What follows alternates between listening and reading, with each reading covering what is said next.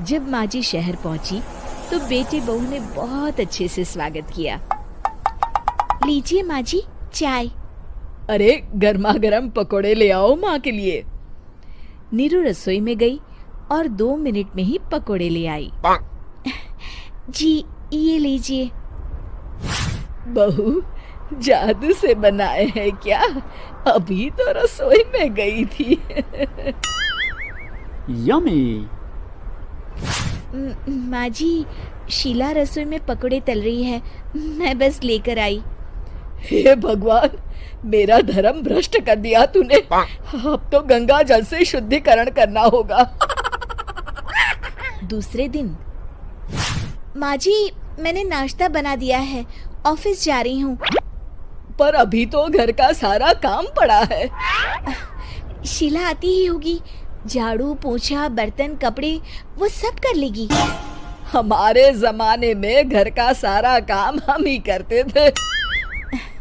जी माँ जी आप बहुत होशियार हैं, मैं घर ऑफिस दोनों नहीं संभाल पाती।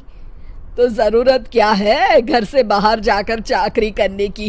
वैसे भी घर का काम खुद करने से घर में बरकत आती है, समझी? पर माँ जी। पर वर कुछ नहीं, इस महीने की पगार मिले फिर ऑफिस बंद है। हाँ। रात को नीरू तेजस से कहती है, सुनिए जी माँ जी बोल रही थी कि मैं नौकरी छोड़ दूं। वैसे ठीक ही तो है, अभी तुम्हें आराम की जरूरत है। फिर भी आराम कहाँ, शीला को छुड़ाने के लिए बोल रही थी। तो अब 24 घंटे में इतना काम तो कर ही सकती हो। पर जॉब पसंद है मुझे, घर पर मन नहीं लगेगा। अगले दिन जब दोनों ऑफिस के लिए निकल रहे थे मेरी तो कोई कीमत ही नहीं है इस घर में। माँ जी आजकल महंगाई बहुत है, रहन सहन भी बदल गया है, दोनों नौकरी करते हैं तभी ठीक रहता है। अच्छा, तू कहना क्या चाहती है? मेरा बेटा तुझे बिठा के खिला नहीं सकता? तू ही इस घर का खर्च चला रही है, हैं? नहीं माँ जी, मेरा वो मतलब नहीं था। मतलब खूब समझती हूँ, ये बाल धूप में सफेद नहीं किए मैंने। हाँ। अब तो ये रोज का काम हो गया था। तेजस भी रोज की झिकझिक से परेशान हो गया था। एक दिन उसने कहा, नीरू वैसे भी तुम्हें मैटरनिटी लीव मिलने वाली है, तो अभी से ही छुट्टी ले लो। पर क्या, मेरी सैलरी अच्छी खासी है। आखिर नीरू ने रिजाइन कर दिया। जब बच्चा हुआ तो घर में सब बहुत खुश हुए। कुछ दिनों बाद तेजस फाइल देख रहा था। क्या हुआ तेजस, कुछ परेशान लग रहे हो? हाँ, वो हमारी जितनी सेविंग्स थी वो तो हॉस्पिटल में और छठी के फंक्शन में खत्म हो गई है नीरू। और अभी वैसे मंदी चल रही है तो मैं बोल रही थी कल मुन्ना को हेपेटाइटिस का टीका लगवाना है। नीरू क्या पोस्टपोन नहीं कर सकते? नहीं जी, बिल्कुल नहीं। अब तेजस को समझ में आ रहा था कि उससे गलती हुई है।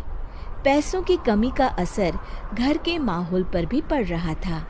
अगले दिन, बेटा मेरा चश्मा और ये दवाइयाँ ले आना, पर्चा देते हुए माँ जी ने कहा।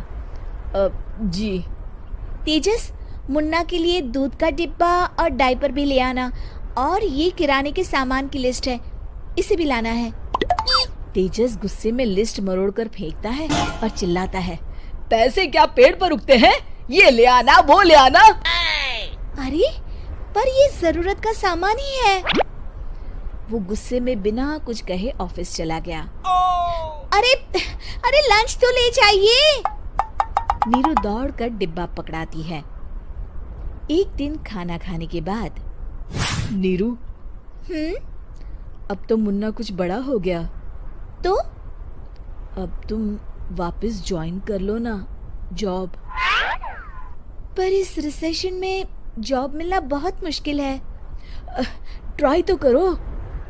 फिर मुन्ना? माँ जी है ना, और एक फुल टाइम मेड भी लगा लेंगे। पर माँ जी, उन्हें तो पसंद नहीं।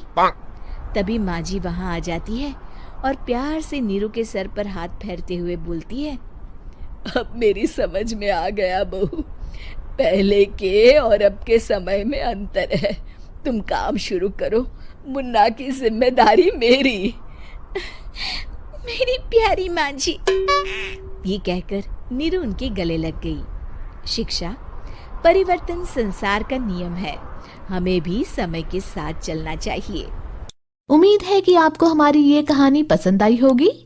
कृपया हमारे चैनल को सब्सक्राइब करें और सभी अपडेट्स के लिए बेल आइकन जरूर क्लिक करें। और हाँ, वीडियो लाइक और शेयर करना मत भूलिएगा। Bye bye.